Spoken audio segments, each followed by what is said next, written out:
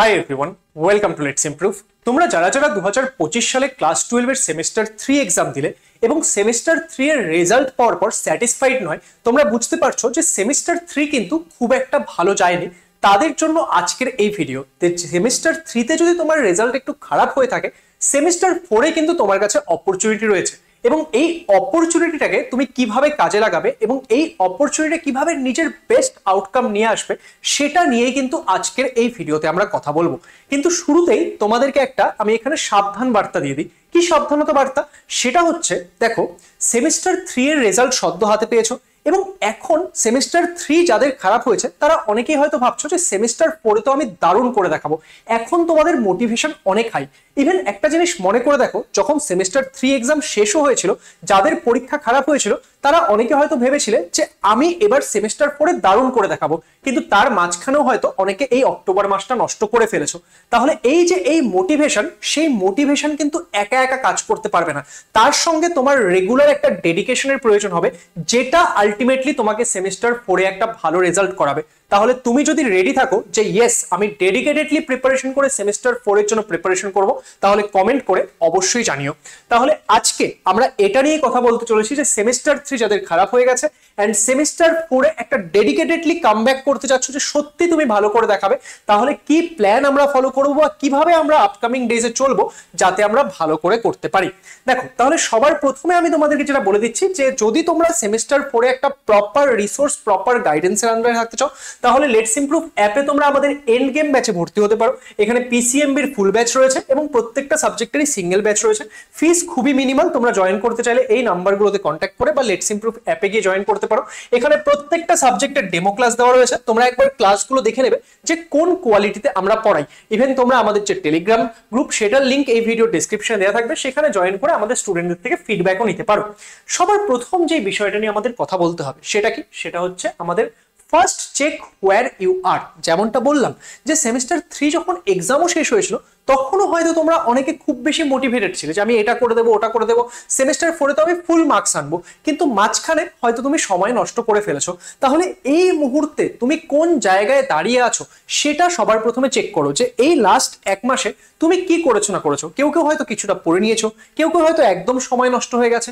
তাহলে এই মুহূর্তে তোমার সিচুয়েশনটা কি সেটা সবার প্রথমে তুমি বোঝার চেষ্টা করো, কারণ যখন নিজের সিচুয়েশনটা বুঝবে যে আমি এখানে স্ট্যান্ড করছি, যখন তোমার এই সেলফ রিয়ালাইজেশনটা হবে, তখনই কিন্তু তুমি আলটিমেটলি একটা বেটার জায়গায় যাওয়ার জন্য নিজেকে প্রিপারেশন করাতে পারবে বা নিজের রেডি হতে পারবে। তাহলে সবার প্রথম স্টেপ হচ্ছে নিজের রিয়ালিটিটা বোঝা এবং সেটাকে অ্যাকসেপ্ট করা।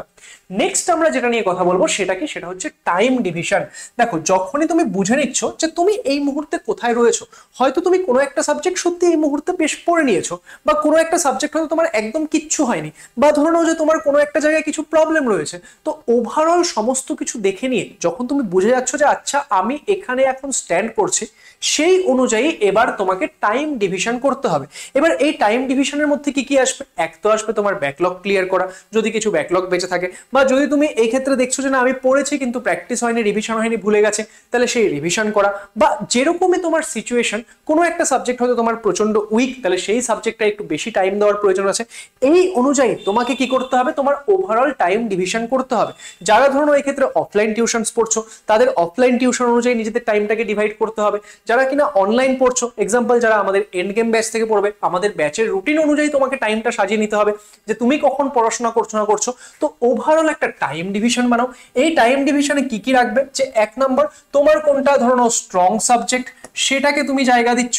সেই স্ট্রং সাবজেক্টটা যাতে স্ট্রংই থাকে, সেটা এমন যাতে না হয় যে তুমি বাকিগুলো করতে গিয়ে সেটাকে একদমই টাইম দিলে না, দেখা গেল সেই সাবজেক্টটা ডুবে গেল, সেটা যাতে না হয়, তো সেই জন্য সেটাকেও একটা প্রপারলি টাইম দিতে হবে।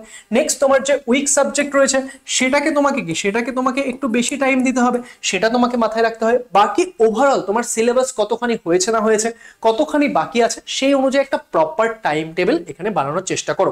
বাই দ্য ওয়ে, আমি তোমাদের জন্য ভাবছি যে আপকামিং ডেজে তোমরা কিভাবে পড়াশোনা করতে পারো সেটা সংক্রান্ত আমি একটা প্ল্যানার বানিয়ে দেওয়ার কথা ভেবেছি। যদি তোমরা সেটা চাও তাহলে কমেন্ট করে জানিও, আমি তোমাদের জন্য বানিয়ে দেওয়ার চেষ্টা করব। নেক্সট কি?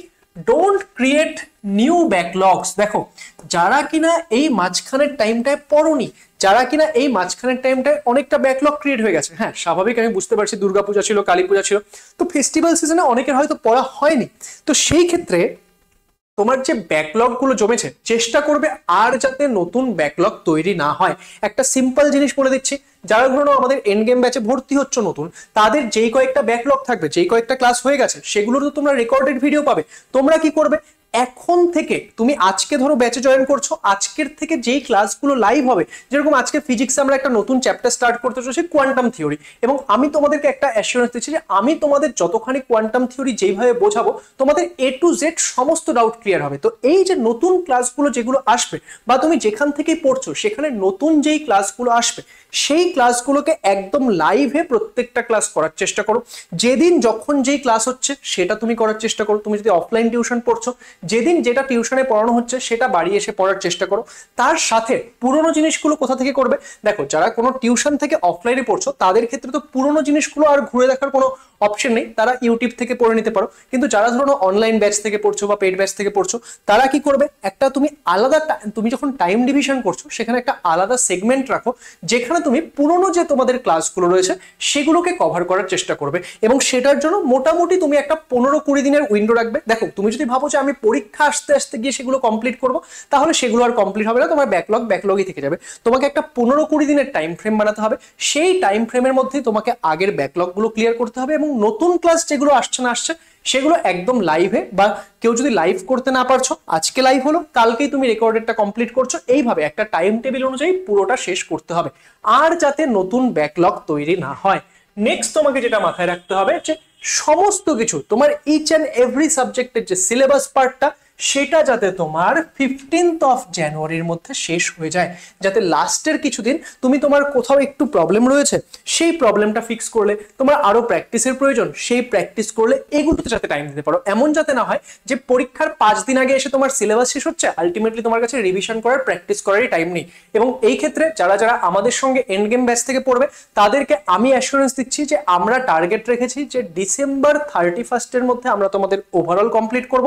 কিন্তু হ্যাঁ, সিলেবাসটাও তো বড়, এবং অনেক সময় কি হয়, লং ব্যাচে তোমাদের ধরো কোনো সময় একটা এক্সট্রা ক্লাসের প্রয়োজন হয়ে গেল, তো সেই ক্ষেত্রে একটু বেশি টাইম লেগে যেতে পারে। কিন্তু সেক্ষেত্রে ম্যাক্সিমাম জানুয়ারি 10 মধ্যে আমরা তোমাদের A to Z পুরো সিলেবাস ভালো করে অবশ্যই কমপ্লিট করিয়ে দেব, সেটা আমার গ্যারান্টি। ওকে, তো তোমরা যেটাই করছো, তোমরা এক্ষেত্রে চেষ্টা করবে যে ইচ অ্যান্ড এভরিথিং তোমার যাতে 15 জানুয়ারির মধ্যে কমপ্লিট হয়ে যায়, অ্যাটলিস্ট যাতে তুমি কিছুদিন সময় পেয়ে যাও, যেখানে তুমি রিভিশন, প্র্যাকটিস, মক টেস্ট ইত্যাদিতে সময় দিতে পারবে।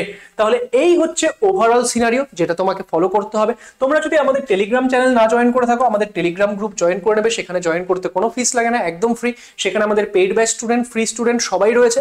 বিভিন্ন ডিসকাশন, বিভিন্ন কোয়েশ্চেন আনসার ডিসকাশন, সমস্ত কিছু হয়, সমস্ত স্যার ম্যামরাও রয়েছে। তো সেটা তোমাদেরকে বেনিফিট করবে। ভিডিওর ডেসক্রিপশনে তোমরা আমাদের টেলিগ্রাম গ্রুপের লিংক পেয়ে যাবে। এছাড়াও যারা চ্যানেল নতুন, লাইক করে দেবে, ভিডিওটিকে শেয়ার করে দিবে, এন্ড বন্ধুদের মধ্যে শেয়ার করার পর নিজেরাও সাবস্ক্রাইব করে নেবে, কারণ এখান থেকে তোমরা একদম অথেন্টিক এন্ড রেগুলার গাইডেন্স পেতে থাকবে, যেটা আলটিমেটলি তোমাকে অনেক বেশি বেনিফিট দেবে। Thank you so much.